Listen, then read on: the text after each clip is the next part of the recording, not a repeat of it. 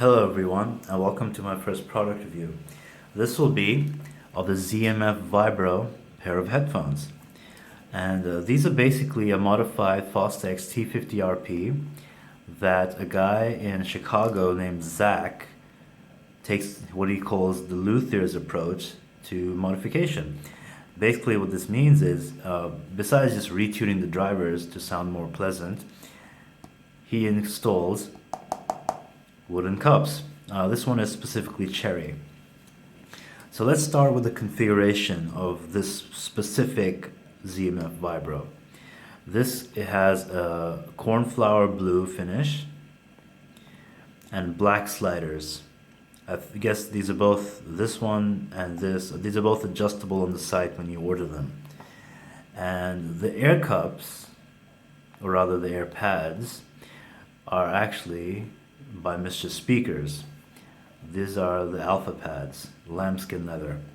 The reason for this is that this is the Vibro Mark 1 and ZMF now, well, Zach produces his own set of air pads now, which come in cowhide, lambskin, and pleather.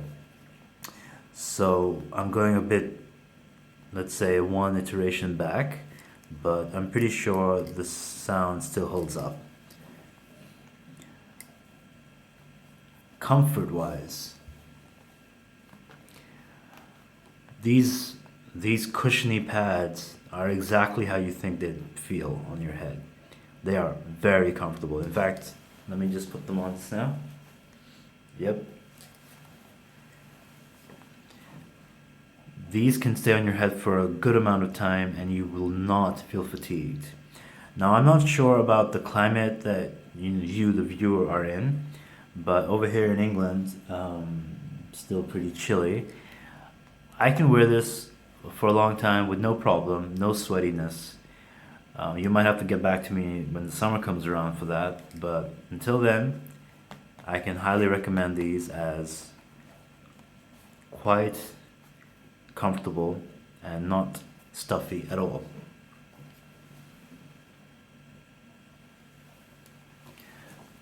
This on top, this band, is called the pilot pad. This is what Zach has made to enhance the comfort of wearing these headphones, which are already very comfortable. But this, I must admit, takes it one extra notch. This is made of pleather and it snaps in place with Velcro. So this just really, really pleasant.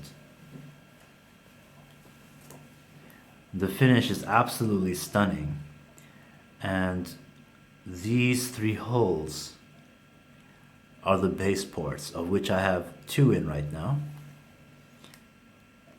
and we'll get to that in a minute. So yeah, solid construction, very stretchy. However, it's not rotational. Like, you can't really, like some headphones you can like rotate the cups to like lie flat. This is not one of those headphones, not at all. This is one configuration in this way, and of course it'll fit your head no matter what, but you can't adjust it like that. Let's talk about the bass ports. There are three bass ports on each side of this headphone, as you can see here. My standard configuration is having two of them in. The reason for this is because I like to hear the mids quite clearly when I listen to music, but I'll tell you what my preferences are after I explain how this works exactly. For each one of these that you take out, there's a 1.5 decibel increase in bass. So the two in, meaning the mids, will be completely clear. If you put all of them in, by the way, the mids sound pretty much the same as this configuration, but the bass is stunted, so you really do not want that, trust me. So, two in, great for rock music, in my opinion. Guitars sound great. The bass is not overpowering in the mix. They do not diminish the kick of, not the kick, but the buzzing sound of the guitars. Like, they do not melt into the bass. So that clarity is what I look for. Now, however, if I'm listening to pop music, I'll take one more out, or rap music, because you want that impact. You want the more bass. You want the pleasure of the bass, the rumble in your head. Now, if I were to take all three of them out, well, EDM music is clearly the best genre to do that for. I swear this will rumble on your head, and it's ecstasy, just pure ecstasy, to be honest. So now we come to sound quality. I briefly touched on the bass earlier, and the reason the bass is so incredible is because these are planar magnetic headphones. And so the bass is very responsive, very fun. Fun is the word to remember when referring to these headphones, because these are not neutral. No, not at all. I've had a pair of HD 600s. These are worlds away from that, but there is one similarity between those two headphones, which I will come back to. The mids are quite forward.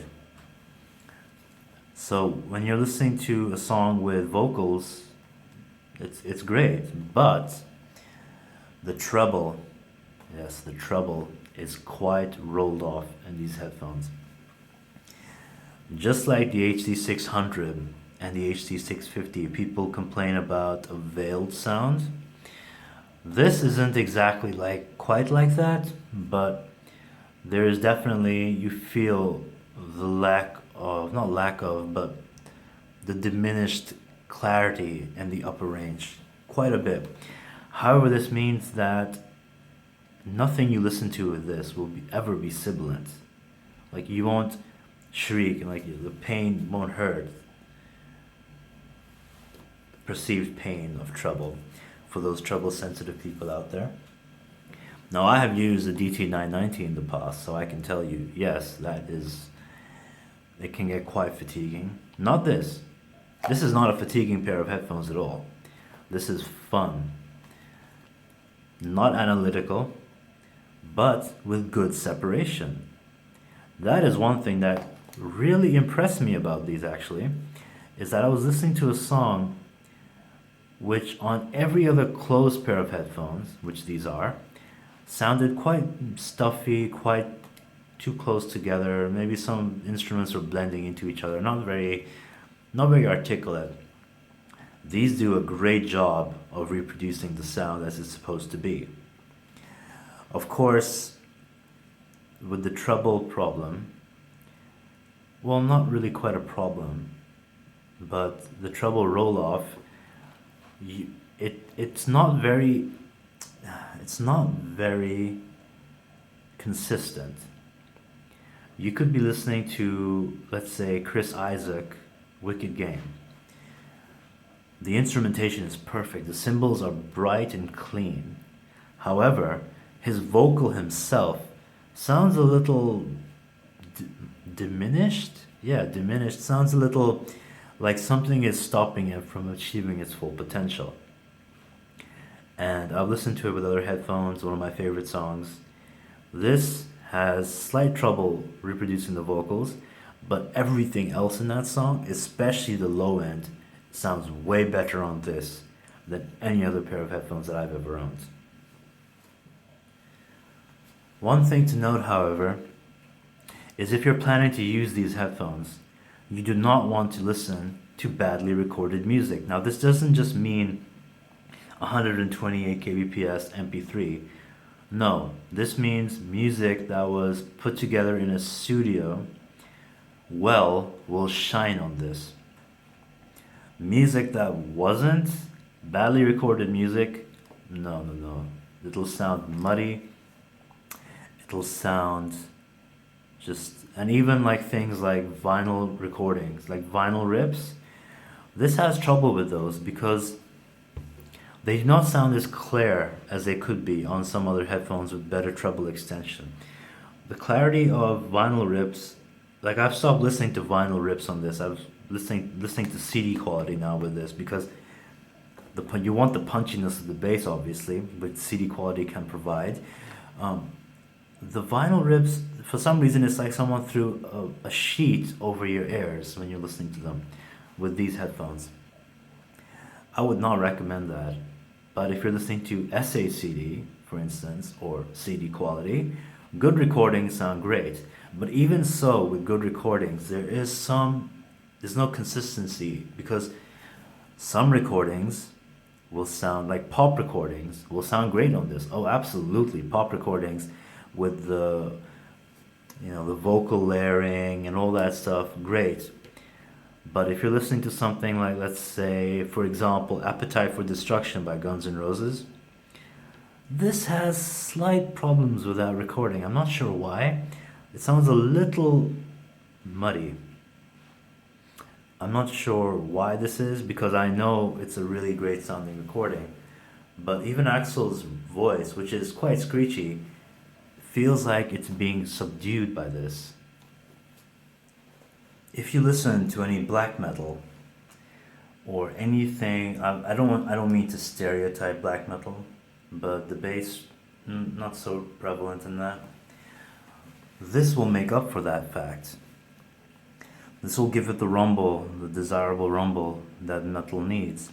Now, I've listened to quite a lot of metal on these headphones, and of course, like I said earlier, it has to be well produced. You can't just throw anything in here. Like Machine Head sounds great. If you've heard the song Davidian, oh my god, the intro is amazing on this. The intro for Davidian was also quite good on my DT990, but the treble spike, oh, that really hurts. This does not hurt at all. Pop music, just incredible sounds. I will say one thing though. If we're talking about vocals, vocal layering, everything like that, this does reproduce female vocals much more comfortably than male vocals. I'm guessing something about the female vocals just cuts through the mix. If I was listening, for example, to "I Want It That Way" by the Backstreet Boys, started off great, instrumentation great, vocals really good, but then on some parts, I noticed that it became quite jumbled when they all come in and sing some parts together. And also separately, some members sounded better than the other members. Now, this is an inconsistency I've never come across in headphones before. But the fact of the matter is that inconsistency is quite fun, actually, in a way, because when it's good, when the sound is good, it's amazing. It's the best I've ever heard. But when the sound is bad, it's still pretty good. Bon Jovi's album, Slippery When Wet, that entire album sounds like absolute fire on these headphones. Like, I never even liked the songs that much earlier, but when I listened to them on this, now I'm a fan. It's just incredible sounding songs. Metallica, probably my favorite band. Their 80s work is a little problematic on these headphones. The low end reproduction is great. You can hear the double bass incredibly clearly, but the upper range, the piercing guitar sound that you want is slightly reduced to a more comfortable, it is comfortable, by the way, comfortable sounding, buzzing guitar sound. Instead of the solos, they don't shriek out as much as they used to on my other headphones, of which one I will do a comparison with very shortly. So I will do a write-up with specific song impressions with these headphones. I'll upload them to wherever I decide to post this video.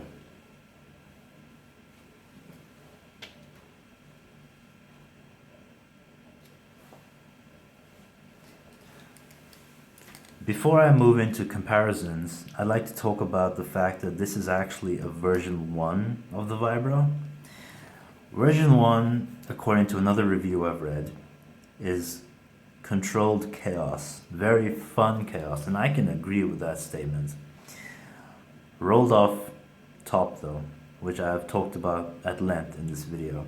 However, The version 2 of this headphone, which is based on the Mark III of the Fostex T50RP, is said to have increased treble and bass, which is and a little slightly more increased soundstage and maybe a little more neutrality. According to Zach on his website, it takes what makes this headphone a musical beast and enhances it a bit, which sounds incredible. I mean, I would love to hear those someday. But for now, I am quite happy with these. Just there's a resonance with these wooden cups that I can hear when I play acoustic guitar. There is some similarity of what, well, basically, like I said, Zach takes a luthier's approach to this. And he used to make acoustic guitars. He used to be a luthier. The idea of tone wood, when the reproduction of sound is concerned, is quite interesting. Cherry wood is soft. It constricts the sound, makes it very... the whole fun aspect that I've been talking about is made possible with the fact that this is cherry wood. The new version uses sapel, which is very similar to cherry, according to Zach. In fact, through my correspondence with him through email, he did mention that he might switch back to cherry wood because it's easier to stain. And the stain options, please check them out. They are quite great. There's a moss drop. There was a moss drop last year, which had a purple galaxy stain, which was quite incredible. My friends really would love to have a pair of that again. I'm not sure if you'll put them on sale again, but you know, that would be nice to have. You do have to remember that the stain does cost a little premium charge, but if you really want your cups to look exactly like how you want them to, it's the price you pay for premium level equipment. And this is absolutely a premium headphone. There's no doubt about that. This may be one of the cheaper things in his line, because he's got the Blackwood, then he's got the Omni. And I have a friend who has the Omni Blackwood version, and he absolutely loves it. But it's not customizable because Zach, for good reason, wants you to appreciate the wood texture and look of Blackwood and whatever wood he's using for the Omni. The stains, the colorings only come in the Vibro. So this is a customizable feature that is not, the higher up you go, you lose this feature. So I just wanted to point that out. Now my comparison. I read, before purchasing these by the way, that with 2 bass ports in, this is comparable to the Hi-Fi Man HE400i, which I also happen to own. The Hi-Fi Man HE400i has been my daily driver since I bought it in January. Also planar magnetic headphones. However, these are open, as you can see, and those are the magnets of the planar magnetics. These are open back, closed back. Soundstage wise, I swear I can't tell that much of a difference. These do not have the best soundstage. But the imaging on this, for some reason, seems to sound more natural to me. Like, I like to watch ASMR videos, 3D positional audio. This seems to reproduce that quite a bit better, even though it's a bit more constricted. Like, the space is a bit less, but it feels more accurate with these than with these. The Hi-Fi Man is also planar magnetic. It also has really punchy bass response. The decay is a lot faster than on this, but this has a lot more power. Now I would like to address the idea that with 2 bass ports in, this sounds similar to this. Not really. These also have prevalent mids. Of course, I'm not even going to talk about the treble because this obviously has the treble. This, which is rolled off on this is not rolled off. But the bass is more rolled off on this and on that. these can get quite low. These are very enjoyable. These are more neutral, to be honest, than those. Build-wise, these are more, like I talked about, customizable to your ear. Yeah, these swivel. These can go in all kinds of directions. This leather band, very comfortable. Comfortable listening. These are also a lot lighter because it's made of plastic on this area. Plastic, metal. This is the only metal part. Quite a bit lighter. In fact, Hi-Fi Man themselves say, this is one of their lighter headphones. But for a more enjoyable listening experience, I have to go with this. There is something about this that I wish I could compare to other products in his line. The tone wood, the way sound comes out of these, like these aren't the most closed pair of headphones you'd ever wear. There is sound leakage coming out of this wood, but something about that just makes it sound so pleasing, so fun. Like I keep using the word fun. Well, I can't help it. These are fun. I like to try these with the cowhide pads. I hear those help the bass quite a bit. I'd like to know how the bass can even be extended further. I like to hear them with ZMF, not alpha pads, ZMF lambskin pads, because he says those are quite a bit thicker than other companies. I'd like to also talk about one gripe that I have with this pair of headphones.